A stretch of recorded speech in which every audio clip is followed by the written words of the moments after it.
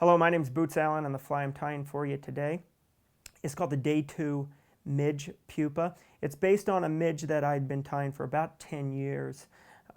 Originally, I was tying a fly called the Day 2 Midge Emerger. That Midge Emerger used classic CDC and a little bit of foam at the top. It really almost never floated, but you would continually get strikes from it. As I began to explore more about midges and talk to a lot of entomologists and a lot of fly tyers about midges, particularly Howard Cole and Jay Buckner and fellows like that who have made a name in fly tying, they began to suggest to me that that wing I was using wasn't really a wing at all. It was probably gills. And that really kind of turned my interest into, kind of focused my interest in a little bit tying basically what is a subsurface midge. And so that's what I'm creating here for you today. Ideally, you want this on about a size 16, 18, 20, 22 hook, depending on the kind of midge that you're going to be matching. Generally, what you have in most Rocky Mountain streams are midges of various sizes.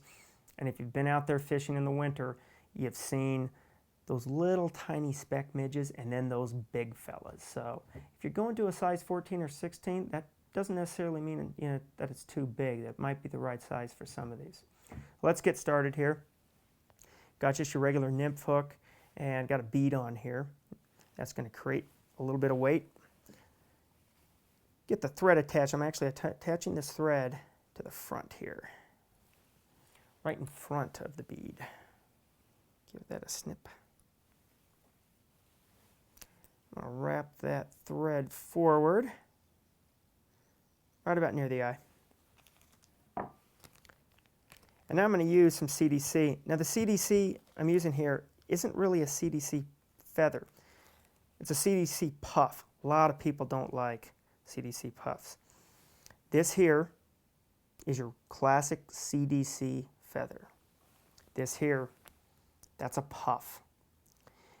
People don't like these puffs because they really don't do well in water. They'll sink. If you're using this as gill material, that doesn't matter because your fly's meant to sink. So I like using these puffs for a fly like this as opposed to a classic CDC wing, although your classic CDC feather is going to work regardless. So I'm going to trim this down to size a bit. And that is about the size I'd like to use. I will get that attached to the hook right here at the head. You'll see that's going to be protruding right off the eye. Give that a quick snipperoo. Cover up some of that material. Okay. And I want to make sure I can kind of slide that head forward. And it looks like I can, so that's about where I'm going to be. Now, what I'm going to do is finish this off with a whip finisher. And I'm going to be using this whip finisher twice, as you will see.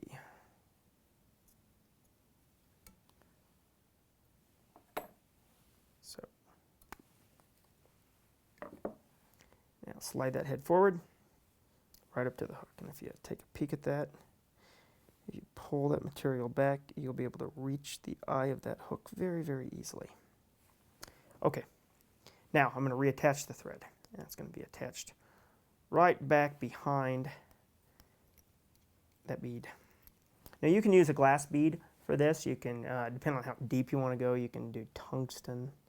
You can use copper. You can use brass. Tin is becoming more and more popular as well. All depends on how deep you want to go. And all of these are going to sink regardless. Now, I am going to begin to taper this body back.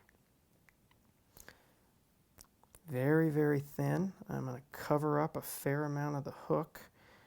And I'm going to basically do 4 passes.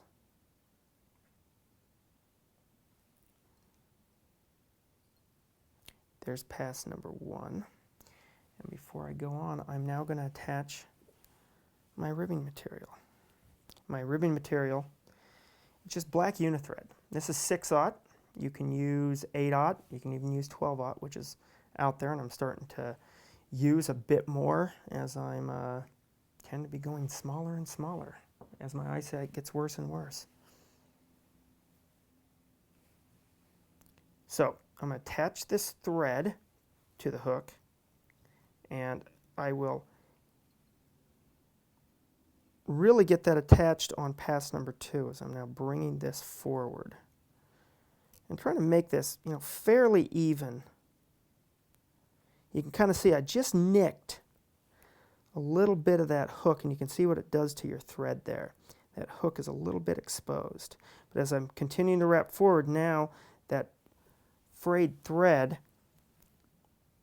has all been tied onto the hook, and now I got flat thread again. What I'm going to do here is just trim some of this up a bit. That cleans it up a bit. So that's pass 2. I'm now going to bring that on back here for pass number 3.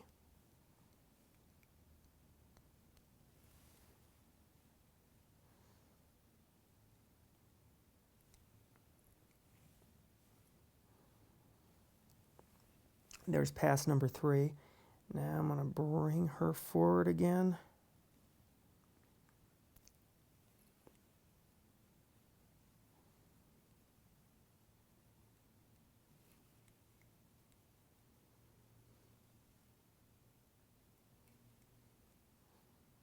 Right up to the head. Now that bead should be pretty secured there because I've built up a fair amount of body back here. I'm going to give just a couple bit more.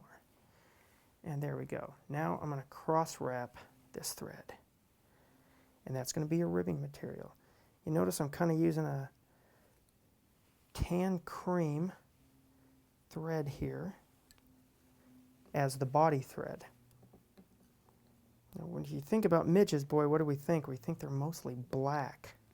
But if you go through a lot of hatch guides, as they begin to get out of that pupa stage, or out of that larva stage and move towards a pupa stage, you'll see a lot of them that are a bit on the creamy side, sometimes even olive, and I've tied these in olive, and I've had a darn good amount of success with them. That's what I'm looking through here. You notice this unithread, it doesn't start to flatten out on you too much, which is nice.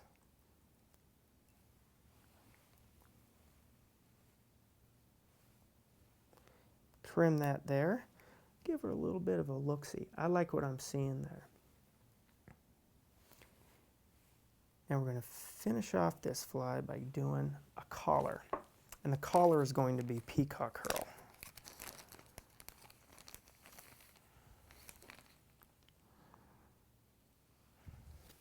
And that is building up a bit of the thorax on this fly.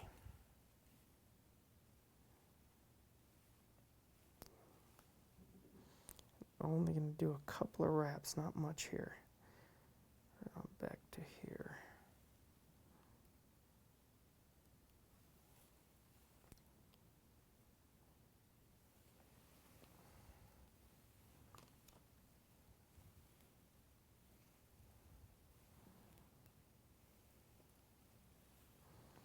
That does it right there.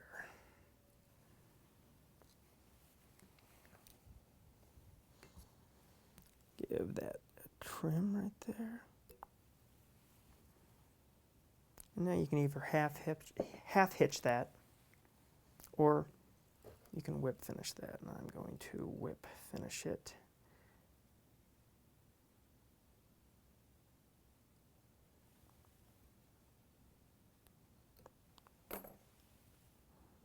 Give that a trim. And that is your day 2 Midge Pupa. If you wish, you can trim some of this away.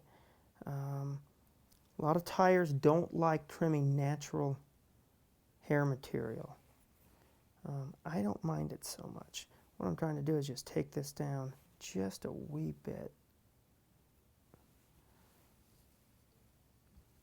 And that ought to do it. So there's your day 2 Midge Pupa. You can use just about anywhere that midges live, which is just about everywhere.